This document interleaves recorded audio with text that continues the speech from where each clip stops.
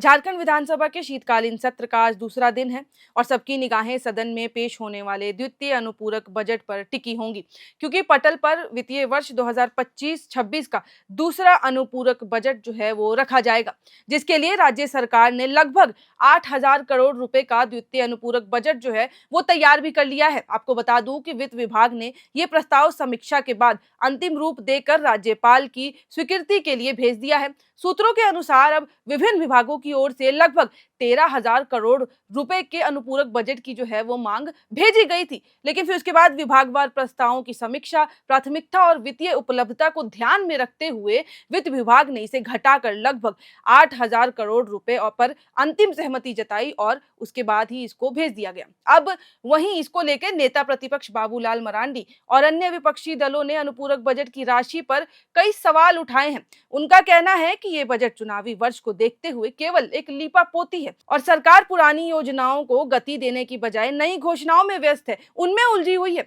विपक्ष इस बात पर भी सरकार को आज घेर सकता है कि 13,000 करोड़ की मांग को आखिर 8,000 करोड़ क्यों किया गया और किन महत्वपूर्ण मदों में कटौती की गई है। इसके लेकर जो है वो पूरी चर्चा हो सकती है, इर्द गिर्द घूम सकती है। अब आपको बता दें कि आज विधानसभा में बजट पेश किया जाएगा, तो बताया जा रहा है कि राज्य सरकार का लक्ष्य वित्तीय वर्ष की शेष अवधि में महत्वपूर्ण योजनाओं को गति देना और केंद्र और राज्य स्तर पर लंबित भुगतानों का समायोजन करना होगा। सबका ध्यान जो है वो इस पर होगा। सूत्रों के मुताबिक अनुपूरक बजट में मैया सम्मान योजना को सबसे ज्यादा प्राथमिकता दी गई है। मैया सम्मान योजना के लिए सबसे अधिक राशि का प्रबंध किया गया है। इसके अलावा अधूरे और जारी विकास योजनाओं के लिए प्रावधान किया गया है, उनको लेकर भी चर्चा की जाएगी। गरीबी उन्मूलन और सामाजिक सुरक्षा योजनाओं को भी अनुपूरक बजट में शामिल किया गया है।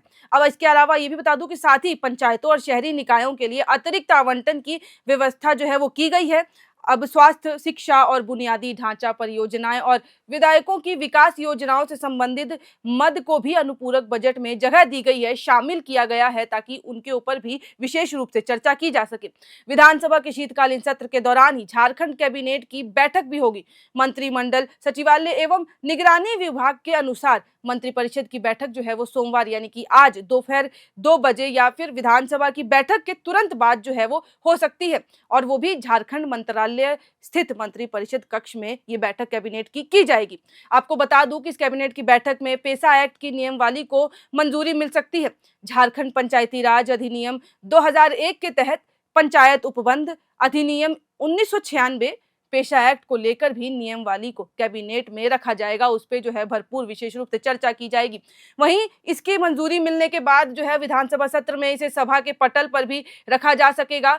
प्रोजेक्ट भवन में आयोजित होने वाली इस बैठक में जनजातीय समुदाय को भी एक और तोहफा सरकार दे सकती है, इसकी भी जो है वो जानकारी सामने आई है। सोहराई पर्व पर भी 2 दिनों के अवकाश को लेकर निर्णय लिया जा सकता है। इससे पहले सरहुल और कर्म पर्व पर भी 2 दिवसीय अवकाश की घोषणा इसी सरकार के कार्यकाल में हुई थी। इसी सरकार के कार्यकाल में जो है वो 2 दिनों की दिवसीय छुट्टी जो है वो शामिल की गई थी। इसके अलावा 1 दर्जन से अधिक अन्य प्रस्तावों पर भी कैबिनेट विचार करेगा। इसमें शिक्षा, वित्त, पथ निर्माण, बिजली समेत अन्य विभागों के प्रस्ताव भी जो है वो स्वीकृत किए जा सकते हैं। कैबिनेट की बैठक झारखंड विधानसभा की कार्यवाही के बाद शुरू होगी। कई आधारभूत संरचना के कायाकल्प निर्माण से संबंधित निर्णय भी कैबिनेट की बैठक के दौरान हो सकते हैं। इसके चलते सत्र के दौरान इस बार होने वाली कैबिनेट की बैठक को काफी महत्वपूर्ण माना जा रहा है, और जबकि 9 दिसंबर को जो है इसके बाद कैबिनेट की बैठक के बाद प्रश्नकाल होगा, जहां सरकार को सवालों के कटघरे में खड़ा किया जाएगा और सदन में व्यय विवरणी और वाद विवाद भी होगा। फिर उसके बाद 10 दिसंबर को प्रश्नकाल के साथ कुछ विधेयक जो है वो पेश किए जाएंगे।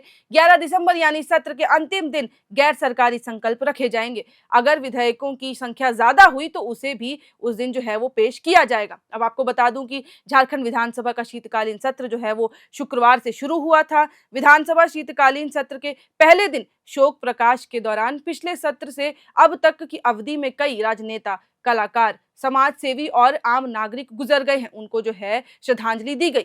उन सभी को विधानसभा अध्यक्ष रविंद्रनाथ महतो, मुख्यमंत्री हेमंत सोरेन, नेता प्रतिपक्ष बाबूलाल मरांडी समेत अन्य सदस्यों ने जो है एक साथ श्रद्धांजलि दी। कुल मिलाकर आज का दिन झारखंड की राजनीति और अर्थव्यवस्था दोनों के लिए बेहद महत्वपूर्ण है। एक और 8,000 करोड़ रुपए का अनुपूरक बजट राज्य के विकास की दिशा तय करेगा, तो वहीं दूसरी ओर सदन के भीतर और बाहर सत्ता पक्ष और विपक्ष के बीच राजनीतिक गतिरोध सत्र की दिशा निर्धारित करेगा। अब हम जो है इससे रिलेटेड हर पल की खबर आपके साथ साझा करते रहेंगे, आपको बताते रहेंगे, जो भी इस सत्र में होगा, शीतकालीन सत्र में सारी जानकारी हम आपको देते रहेंगे। बाकी आपको वीडियो कैसी लगी, इसको लाइक करें, शेयर करें और बाकी ऐसी ही और खबरों के लिए देखते रहें एयर नाउ।